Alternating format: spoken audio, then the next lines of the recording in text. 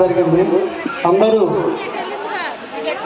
క్షుణ్ణంగా పరిశీలించి వాల్మీకి రచించిన రామాయణానికి యథాతథంగా ఉందని వీరికి ఆంధ్ర వాల్మీకి అని పిలిపించారు.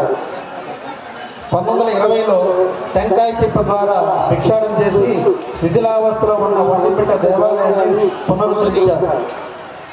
గాలిగోపురానికి ఆ రోజుల్లోనే 3 లక్షలైంది.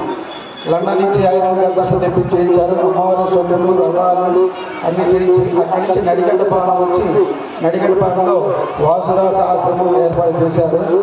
వాసుదేవ, ఇప్పుడు నడిగడ్డపాలెం ఉన్న ఆశ్రమం వీరి పూర్వపీఠాధిపతులు వాసుదాస స్వామి వారిని పెట్టినటువంటి దాని పేరు వాసుదేవ ఆశ్రమం, వాసుదాస ఆశ్రమం.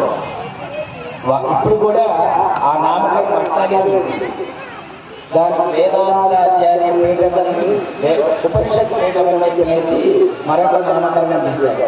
అన్ని ఒక చెంబులో తీసుకొని అక్కడ బాబా ఈ బైకులన్నీ తీసేయాలండి. కొంచెం ఒకసారి ట్రైన్ వారు చెక్ చేసుకుంటారన్నా బైకులన్నీ తీసేయాలి.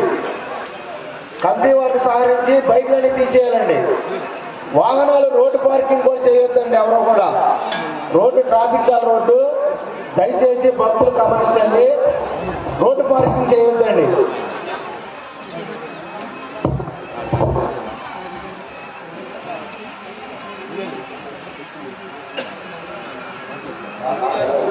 జై శ్రీరామ్. వాసుదాస స్వామి వారు వారి తదనంతరం దాసశేష స్వామి కొంతకాలం